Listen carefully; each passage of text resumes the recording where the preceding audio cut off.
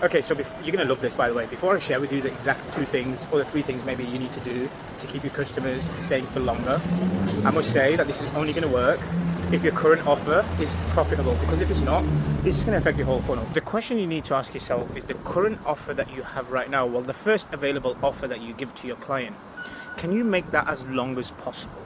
Right? And this is why I'm a big fan of doing 6-month offers or 12-month packages, where you know at least that you can keep a client for 6 months or 12 months, and you want to kind of tie them into that.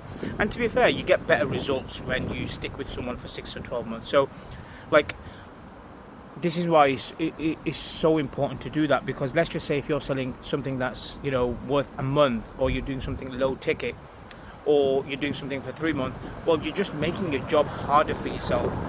No, I'm not saying low tickets don't work. Like, they absolutely do. It depends on your situation. It depends how large your audience is, and so many more things.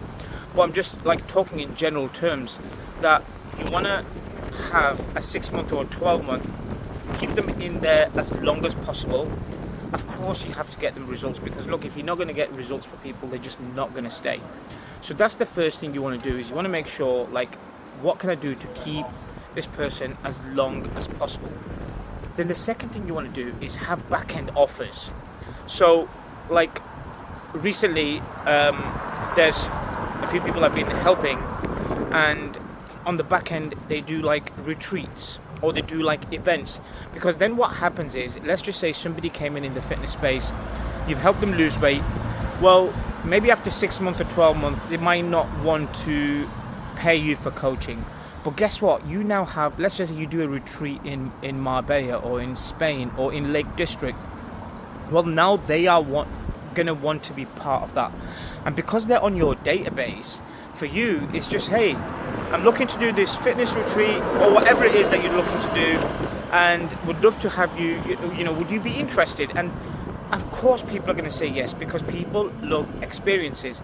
So now what you've done is you've not really paid for that customer, because they came in on another offer, but you sold them another offer. Because the trust is already built, they are going to buy every single time you do something. They're going to buy from you, and then you keep doing that. Then you basically, your customers are costing you pretty much nothing, and then everything that you're making on these events or retreats or whatever else, you know, you decide to do, it's all just money going in your pocket.